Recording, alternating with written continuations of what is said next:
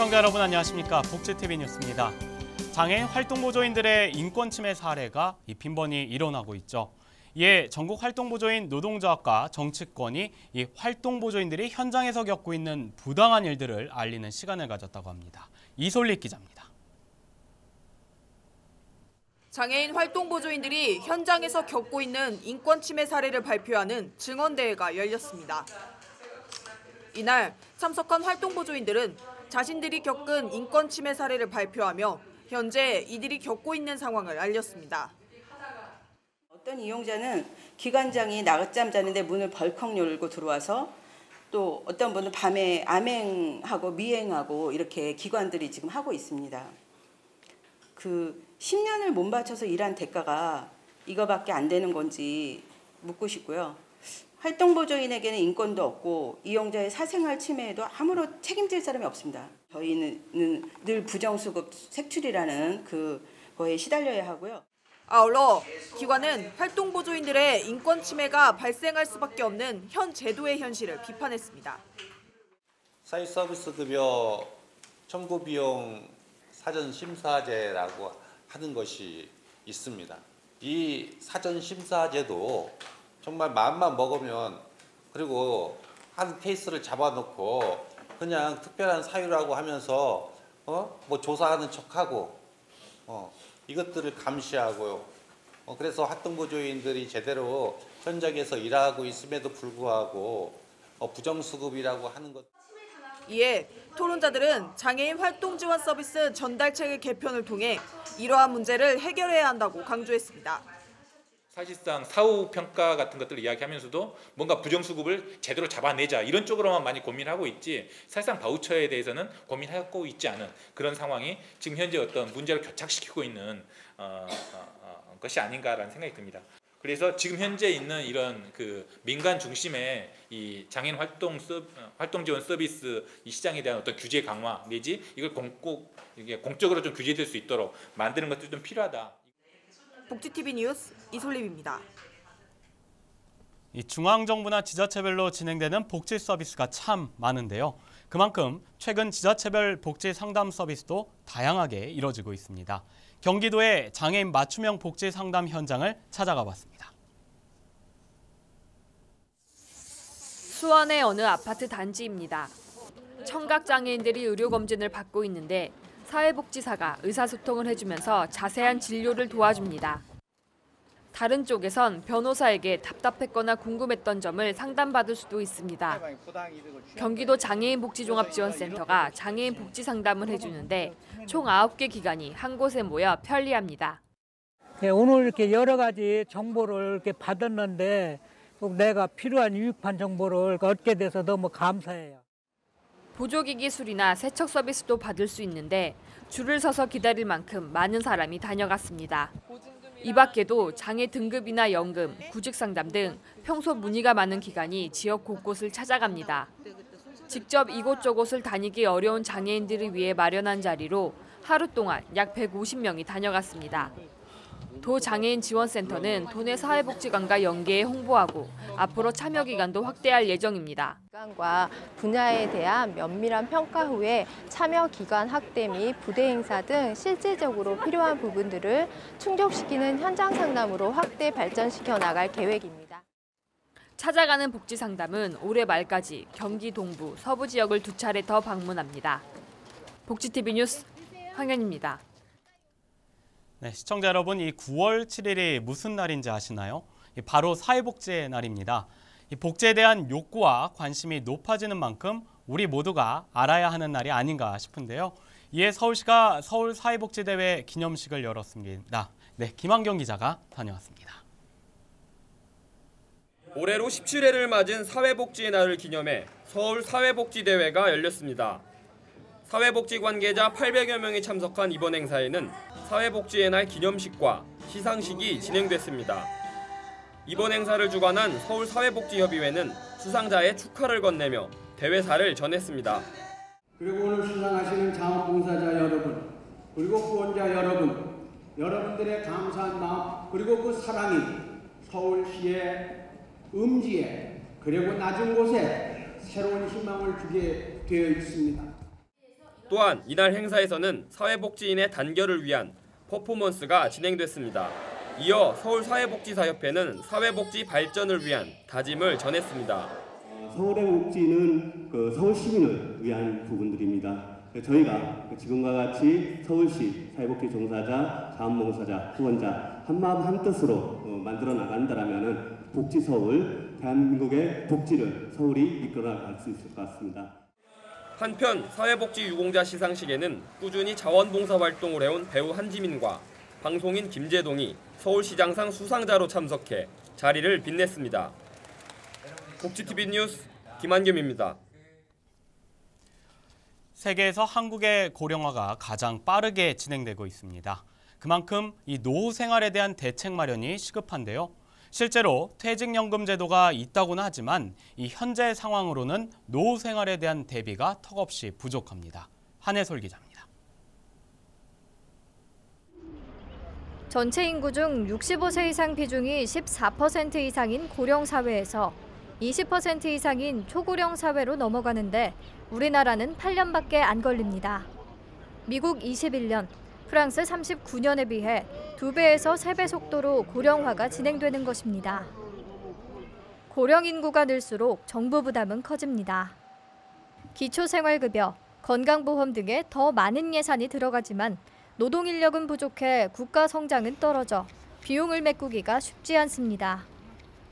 하지만 고령화 대책은 강 건너 불구경식이라는 평가입니다.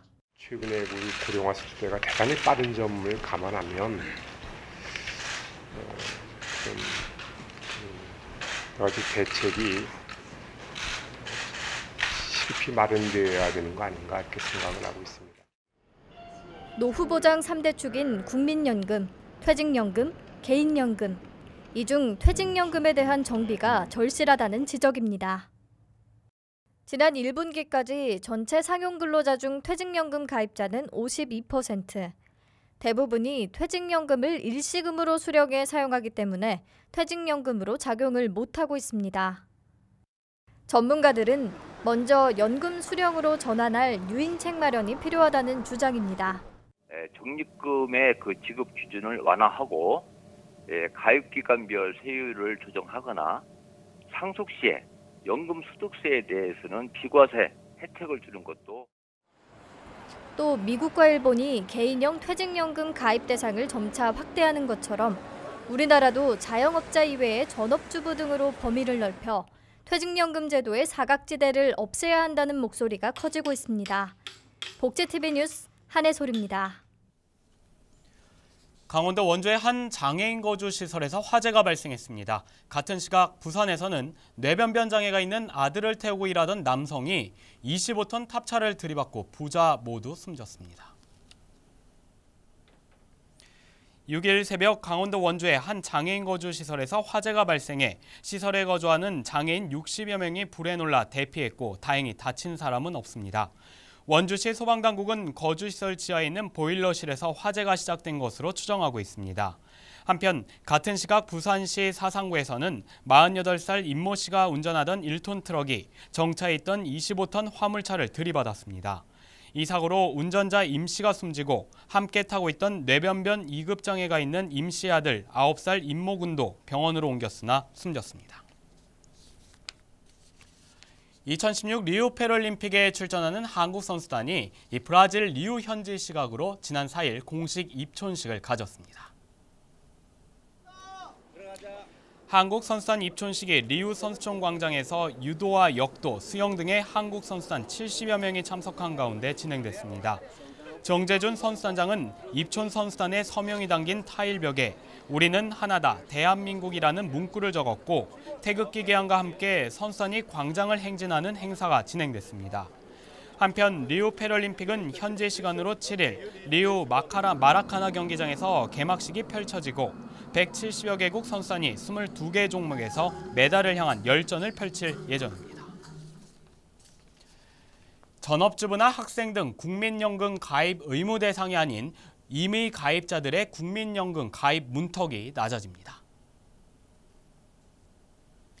보건복지부는 임의 가입자들의 국민연금 가입 조건을 완화하는 내용을 포함한 국민연금법 시행령과 시행규칙 개정안을 입법 예고했습니다. 복지부의 주요 입법 내용에는 가입 장벽을 해소하기 위해 이미 가입자 기준 소득 월액을 현행 99만 원에서 52만 6천 원으로 하향 조정하는 내용이 포함되어 있습니다. 이에 따라 이미 가입자들은 기존 월 8만 9,100원에서 월 4만 7,340원 정도의 보험료를 내게 됩니다. 한편 복지부는 배우자의 소득이 일정 금액 이상일 경우에는 현행 기준 99만 원을 유지하게 된다고 말했습니다. 네, 가을을 맞이해 이 다채로운 사회복지계 행사가 전국 곳곳에서 열리고 있는데요. 가을의 따스한 햇살 아래 생활체육에 꽂힌 이 보치아 경기 대회가 열렸습니다. 현장에 황현희 기자가 다녀왔습니다. 표적구에 더 가깝게 공을 던지는 팀이 이기는 보치아 경기. 생활체육에 꽂힌 보치아 대회가 지난 3일 강서구 기쁘누리 체육관에서 열렸습니다. 이 대회를 통해서 뇌성마비 장애인들의 삶의 질을 좀 높이고 건강도 유지하고 하는 그런 목적으로 해서 개최하게 됐습니다.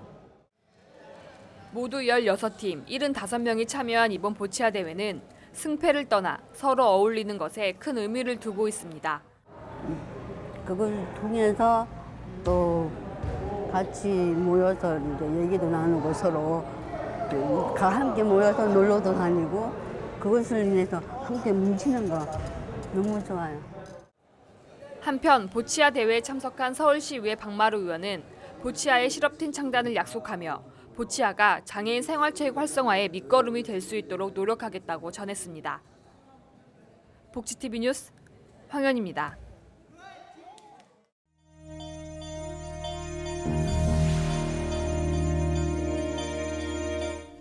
이어서 간추린 뉴스를 전해드립니다. 보건당국이 전국의 만 65세 이상 노인을 대상으로 무료로 진행되는 인플루엔자 예방접종 사업을 다음 달 4일부터 시작합니다. 접종을 원하는 노인은 주소지와 관계없이 전국 어느 곳에서나 무료 접종이 가능하고 지정 의료기관은 보건소나 예방접종 도우미 홈페이지에서 확인할 수 있습니다. 경상남도 창원시에서 2016 경남 중부권 채용박람회가 열렸습니다. 이번 박람회에는 234개 기업들이 참가해 채용을 진행했습니다. 특히 지역 특성을 고려해 조선업 퇴직 근로자와 전직 예정자를 위한 조선업 전담 상담관도 함께 운영됐습니다. 경기도가 현재 7,030원인 생활임금을 오는 2019년까지 만원으로 인상한다고 밝혔습니다. 생활임금 지급 대상은 경기도와 산하기관 소속기관제 근로자 697명입니다. 경기도는 생활임금을 내년에 7,910원, 2018년에는 8,900원, 2019년에는 만원으로 연차적으로 매년 인상할 계획입니다. 서울시 노원구가 어르신과 대학생 룸쉐어링 협약식을 가졌습니다. 룸쉐어링은 어르신과 주거비 부담을 가진 대학생이 주거 공간을 공유하며 노령 인구의 고립 문제를 해결하기 위한 사업입니다. 이날 협약식에는 사업에 참여하는 어르신 가구와 학생들이 한자리에 모여 임대차 계약서를 작성했습니다. 충청북도와 청주시가 공동 주최하는 2016 청주 세계 무예 마스터십이 개막했습니다. 개막식에서는 국내외 내빈과 선수 약 2,500여 명이 참석한 가운데 무술 공연 등이 진행됐습니다. 한편 이번 대회는 전 세계 87개국이 참가해 무예 종목별 국가 대항으로 실력을 겨룹니다. 서귀포시와 KCTV 제주방송이 저소득 중증장애인 가구의 경제적 부담을 줄이고 다양한 채널의 방송 시청이 가능하도록 디지털 방송의 이용요금을 지원합니다. 지원 대상은 기초생활보장수급자 또는 차상위 계층이며 주소지 관할 읍면동 주민센터에서 신청 가능합니다. 기타 자세한 사항은 서귀포시 경로장애인 지원과와 KCTV 제주방송으로 문의하면 됩니다.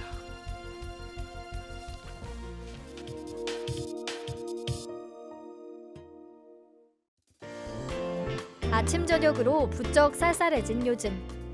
큰 일교차로 우리 몸은 여러 가지 위험에 노출될 수 있다고 합니다.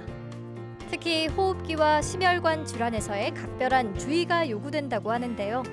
오늘 건강해지는 팁에서는 요즘 같은 환절기에 주의해야 하는 건강 팁에 대해 알아봅니다. 일교차가 커지면 인체는 적응에 어려움을 겪습니다. 자연히 면역력은 떨어집니다. 게다가 공기가 건조해져 각종 바이러스의 증식이 잘 됩니다. 건강한 사람도 환절기만 되면 감기에 잘 걸리는 이유입니다. 특히 유소아라든지 노인, 그리고 천식이나 만성 폐쇄성 폐질환이 있거나 암 진단을 받으신 분들은 호흡기적인 면역이 굉장히 약하시기 때문에 감기가 걸리는 경우에 폐렴 같은 중병으로 진행을 하실 수도 있습니다. 감기 바이러스는 추워질수록 더 오래 생존하는 데다 예방 백신이 없어 손 씻기, 양치질과 같은 위생 관리를 잘해야 합니다. 환절기엔 위생 관리와 함께 강조되는 게 체온 보호입니다. 혈압이 상승하기 때문입니다. 기온이 떨어지면 건강한 사람도 혈압이 약간 올라가는데 고혈압 환자는 더 큰 영향을 받습니다. 문제는 혈압 상승이 심근경색과 같은 질환을 일으킬 수 있다는 것입니다. 따라서 고혈압, 고지혈증, 당뇨와 같은 만성질환이 있다면 가슴 통증과 같은 심근경색의 전조 증상을 숙지하는 게 좋습니다. 평소에는 잘 모르다가 이런 시기에 갑작스러운 심장질환으로 발생할 수가 있기 때문에 그런 위험이 있는 사람들은 미리 심장질환이 생겼을 때 어떤 증세가 나타나는지 미리 알아보고요. 평소 심혈관 질환이 있으신 분들은 이런 환절기 가슴 통증이 더욱 심해질 수 있으니 이 점 유념하시고 환절기 건강관리 잘하시길 바랍니다. 건조한 가을 이 화재 발생 위험이 높은 계절입니다. 때문에 장애인이나 노인들이 거주하는 공간은 더욱 신경을 써야 할 시기인데요. 이 화재 발생에 우려되는 부분을 오늘 한 번쯤은 반드시 점검하시기 바랍니다. 행복한 미래를 여는 방송 복지TV 뉴스를 마칩니다. 시청해주신 여러분 고맙습니다.